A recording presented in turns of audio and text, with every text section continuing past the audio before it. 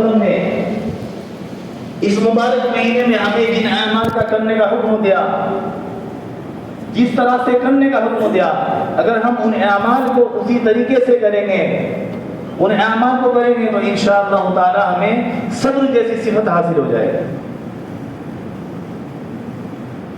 قرآن شریف میں صبر کے بارے میں تقریباً 70 جگہ پر ذکر ہوا ہے۔ اللہ سبحانہ و تعالیٰ فرماتے ہیں کہ اے ایمان والو تم صبر حاصل کرو، صبر کرو، صبر کرو۔ کیوں اللہ سبحانہ و تعالیٰ ہمیں بار بار صبر کا حکم دے رہے ہیں؟ وہ اس لیے کیونکہ سارے دین کا خلاصہ، سارے دین کا نچوڑ صبر ہی ہے۔ شریعت میں جو کچھ بھی مطلوب ہے، جو کچھ بھی ہم چاہتے ہیں، جو ایک مومن بندہ عبادت کر کے چاہتا ہے، حاصل کرنا چاہتا ہے، وہ سب صبر سے ہی ملتا ہے۔ اللہ سبحانہ و تعالیٰ کی رضامندی، جنت کا حصول، یہ سب صبر کی جزا ہے۔ اسی لیے آپ صلی اللہ علیہ وسلم نے فرمایا وَهُوَ شَهْرُ الصَّبْرِ الصَّبْرُ هُوَ ثواب الجنہ، یہ مہینہ صبر کا ہے اور صبر کا بدلہ جنت ہے۔ تو اس لیے محترم بزرگوں، دوستو، اللہ سبحانہ و تعالی ہمیں صبر کا حکم دے رہے ہیں، فرما رہے ہیں یا ایھا الذین آمنوا استعینوا بالصبر والصلاۃ، اے ایمان والو اللہ کی مدد حاصل کرو صبر سے اور نماز سے، کیونکہ جب بندہ صبر کرتا ہے تو اسے اللہ کی مدد حاصل ہوتی ہے، جب نماز پڑھتا ہے اللہ کی مدد حاصل ہوتی ہے۔ تو صبر یہ وہ عبادت ہے کہ جس کی جزا جنت اور اللہ کی رضامندی ہے۔ اللہ سبحانہ و تعالیٰ اپنے کلام پاک میں فرماتے ہیں جزاہم بما صبروا جنۃ وحریرا، فرمایا جزاہم بما صبروا جنۃ وحریرا، انہیں جنت اس لیے ملی کیونکہ انہوں نے صبر کیا تھا، وہ صبر کرتے تھے۔ اور جب جنتی لوگ جنت میں داخل ہوں گے تو وہاں پہ فرشتے ان سے کہیں گے، سلام کریں گے۔ کن کو؟ جنتی لوگوں کو سلام کریں۔ کون؟ فرشتے کہیں گے سلام علیکم بما صبرتم، اے جنت والو تم کو سلام ہو، سلام مانیں گے، تم پر سلام کی ہو، سلام علیکم بما صبرتم، اس لیے کہ تم نے دنیا میں صبر کیا تھا۔ فنی عقبۃ دار، اب آپ دیکھو کہ جنت یا آخرت کا کتنا اچھا گھر ہے، کیا ہی اچھا گھر ہے آخرت کا۔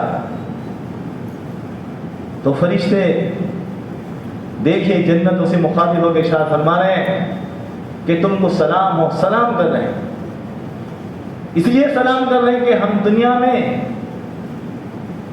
یعنی وہ لوگ جو دنیا میں عبادت کر صبر کرتے تھے ان سے کہیں گے کہ اس لیے تم پر سلام کی ہو، تم نے دنیا میں صبر کیا تھا، اب یہ دیکھو کتنا اچھا گھر ہے تمہارے لیے جنت، یہ صبر کا بدلہ ہے۔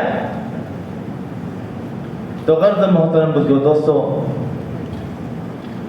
صبر وہ چیز ہے کہ اگر انسان صبر کی صفت حاصل کر لیتا ہے تو انشاءاللہ اس کی جزا اللہ کی رضامندی اور جنت ملتی ہے۔ لیکن آج ہم صبر اسے سمجھتے ہیں کہ اگر کسی کو تکلیف آ گئی، پریشانی آ گئی، اس نے صبر کر لیا تو کہتے ہیں کہ بڑا صبردار آدمی ہے، کہ دیکھو اس کو بزنس میں نقصان ہو گیا تھا، دیکھو فلاں شخص کو فلاں تکلیف پہنچی تھی لیکن بڑا صبردار ہے۔ محترم بزرگوں، دوستو، یہ بھی صبر ہے، لیکن صبر جو ہے اس کا مفہوم بڑا وسیع ہے۔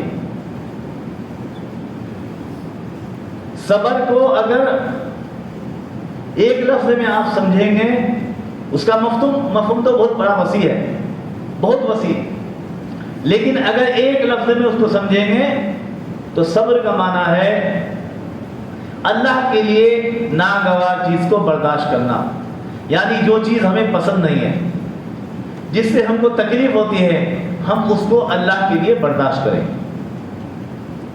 اللہ کے لیے اس کو برداشت کریں۔ مثال کے طور پہ نماز کا وقت ہو رہا ہے، ہمیں نیند آ رہی ہے، خوب نیند آ رہی ہے۔ اب انسان جب نیند اچھی طرح سے سو رہا ہے اور اس نے اذان سنی تو اٹھنے میں اسے بڑی تکلیف ہوتی ہے، لیکن وہ اس تکلیف کو برداشت کرتا ہے، وہ نماز کے لیے جاتا ہے۔ جب فجر کی اذان ہوتی ہے تو وہ نماز کے لیے جاتا ہے، تو اس نے یہ تکلیف اس لیے برداشت کی کیونکہ اس کو اپنے رب کو یعنی اللہ کو راضی کرنا ہے، اللہ کی خاطر اس نے نیند کو چھوڑا، تکلیف کو برداشت کی۔ تو اسی لیے صبر کا مطلب ہے اللہ کے لیے، اللہ کی خاطر ناگوار چیز کو برداشت کرنا۔ اسی طرح سے انسان کے دل میں گناہ کا تقاضا پیدا ہو رہا ہے، گناہ کی خواہش پیدا ہو رہی ہے، لیکن انسان اس گناہ کو نہیں کرتا۔ اس لیے نہیں کرتا کیونکہ وہ سمجھتا ہے کہ اس کا خدا اس سے ناراض ہو جائے گا، اللہ اس سے ناراض ہو جائیں گے، تو اس گناہ کو چھوڑ دیتا ہے۔ تو جب اس گناہ کو چھوڑتا ہے تو اس کو تکلیف ہوتی ہے۔ تو پہلا جو صبر تھا وہ اطاعت پر صبر تھا، اللہ کی اطاعت کی، اور دوسرا جو صبر تھا وہ معصیت یعنی گناہ پر صبر تھا۔ اس لیے صبر کی 3 قسمیں ہیں۔ الصبر علی الطاعہ، اللہ کی اطاعت پر صبر کرنا۔ دوسری قسم الصبر علی المعصیہ، گناہ پر صبر کرنا، جو میں نے ابھی بتایا کہ گناہ کی خواہش انسان کے دل میں پیدا ہو رہی ہے، دل کر رہا ہے میں وہ چیز پیوں جو حرام ہے، دل کر رہا ہے جھوٹ بولوں، لیکن انسان نہیں کرتا، تو اس نے اطاعت پر صبر کیا۔ پھر تیسری قسم ہے الصبر علی المصیبہ، مصیبت پر صبر کرنا۔ جب اس کو کوئی تکلیف آتی ہے، کوئی آزمائش ہوتی ہے، تو وہ صبر کرتا ہے کہ یہ اللہ کی طرف سے ہے، میں گنہگار ہوں، اللہ ہی مجھ کو اس کا بدلہ دے گا۔ اسی لیے اللہ سبحانہ و تعالیٰ قرآن شریف میں فرماتے ہیں وَلَنَبْلُوَنَّكُمْ بِشَيْءٍ مِّنَ الْخَوْفِ وَالْجُوعِ وَنَقْصٍ مِّنَ الْأَمْوَالِ وَالْأَنفُسِ وَالثَّمَرَاتِ وَبَشِّرِ الصَّابِرِينَ۔ اللہ تمہاری آزمائش کریں گے، بِشَيْءٍ مِّنَ الْخَوْفِ، تم کو خوف دے کر، وَالْجُوعِ بھوکا رکھ کر، وَنَقْصٍ مِّنَ الْأَمْوَالِ تمہارے مال میں نقصان دے کر، وَالْأَنفُسِ تمہاری جانوں میں نقصان دے کر، کسی کی فیملی میں کوئی گزر جاتا ہے، وَالثَّمَرَاتِ تمہارے پھلوں میں نقصان دے کر، وَبَشِّرِ الصَّابِرِينَ۔ جب انسان صبر کرتا ہے تو اللہ سبحانہ و تعالیٰ فرماتے ہیں کہ اب اس کے لیے خوشخبری ہے، بشارت ہے۔ کس کے لیے؟ جب انسان تکلیف پر صبر کرتا ہے، اس کو تکلیف آتی ہے، وہ صبر کرتا ہے اور وہ کہتا ہے کہ یہ اللہ کی طرف سے، تو تب اللہ سبحانہ و تعالیٰ فرماتے ہیں وَبَشِّرِ الصَّابِرِينَ، اور پھر فرماتے ہیں الَّذِينَ إِذَا أَصَابَتْهُمْ مُصِيبَةٌ قَالُوا إِنَّا لِلَّهِ وَإِنَّا إِلَيْهِ رَاجِعُونَ۔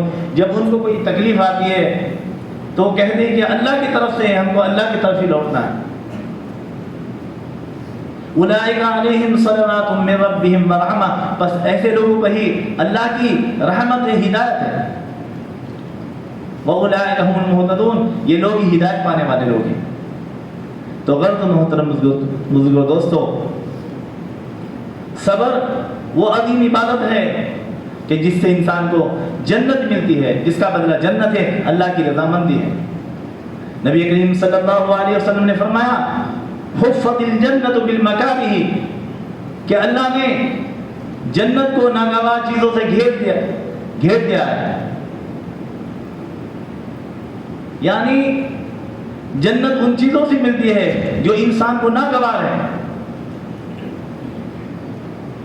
یعنی جب انسان نیک اعمال کرنے جاتا ہے تو اس کی طبیعت کہتی ہے کہ نہیں، اس کو روکتی ہے. جب انسان گناہ سے بچتا ہے تو اس کی طبیعت اس کو روکتی ہے. یعنی جو ناگوار چیزیں جب ان سے انسان پرہیز کرتا ہے تو اس کو تکلیف ہوتی ہے، لیکن جب وہ اس پر عمل کرتا ہے تو اس کا بدلہ کیا ملتا ہے؟ جنت ملتی ہے. اسی طرح سے آپ صلی اللہ علیہ وسلم نے فرمایا کہ اللہ نے جہنم پر لذت کا پردہ ڈال دیا ہے. لذت یعنی مزے کا پردہ ڈال دیا ہے. جب انسان گناہ کرتا ہے تو اس کو لذت ملتی ہے، اس کو مزہ آتا ہے، لیکن اس کو یہ پتہ نہیں کہ یہ راستہ اس کو جہنم کی طرف لے جائے گا. جب وہ اللہ کی بارگاہ میں حاضر ہوگا تب پتہ چلے گا کہ جو اس نے لذت گناہ کر کے حاصل کی تھی یہ اس کو جہنم میں لے جا رہی ہے. اس لیے آپ صلی اللہ علیہ وسلم فرمایا کہ جنت کو اللہ نے ناگوار چیزوں سے گھیرا ہے اور جہنم کے اوپر لذت کا پردہ ڈالا ہے. تو برد محترم کو دوستو، ہمیں چاہے کہ ہم ہر حال میں صبر کرے، چاہے وہ اطاعت پر ہو، چاہے وہ معصیت پر ہو، چاہے وہ تکلیف پر ہو، چاہے مصیبت پر ہو. اللہ سبحانہ و تعالیٰ قرآن شریف میں حضرت ایوب علیہ السلام کے بارے میں فرماتا ہے. اللہ نے ان کو 18 سال تک آزمایا. جب حضرت ایوب علیہ السلام اپنے امتحان میں کامیاب ہو گئے، صبر کا مظاہرہ کیا، تو اللہ نے فرمایا انا وجدناہ صابرا نعم العبد انہ اواب، کہ اللہ نے ان کو خوب جھیلنے والا پایا، تکلیف کو خوب جھیلا. فرمایا نعم العبد انہ اواب، وہ اللہ کے کیا ہی خوب بندے تھے، کیا ہی اچھے انسان تھے. اللہ نے ان کی تعریف کی ہے. اور اللہ سبحانہ و تعالیٰ نے اپنے کلام پاک میں فرمایا، کیا فرمایا؟ انما یوفی الصابرون اجرهم بغیر حساب، کہ اللہ سبحانہ و تعالیٰ صبر کرنے والوں کو بے حساب بدلہ دیں گے، بے حساب اجر دیں گے. ہر ایک نیکی کا جو بدلہ دیا جاتا ہے وہ حساب سے دیا جاتا ہے.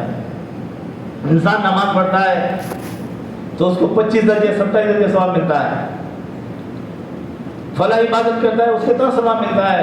لیکن صبر کے بارے میں فرمایا انما یوفی الصابرون اجرهم بغیر حساب، کہ اللہ سبحانہ و تعالیٰ صبر کرنے والوں کو بے حساب اجر عطا فرمائیں گے. اس لیے فرمایا جزاهم بما صبروا جنۃ وحریرا، کہ ان کو جنت اس لیے ملی کیونکہ انہوں نے دنیا میں صبر کیا تھا. تو محترم دوستو، اللہ سے دعا ہے کہ اللہ سبحانہ و تعالیٰ مجھے آپ کو تمام مسلمان کو صبر کرنے والا بنائے، صبر جیسی صفت حاصل کرنے کی توفیق عطا فرمائے، اور کہنے سننے سے زیادہ ہم سب کو نیک عمل کرنے کی توفیق عطا فرمائے. آمین آمین. واخر دعوانا الحمدللہ رب العالمین.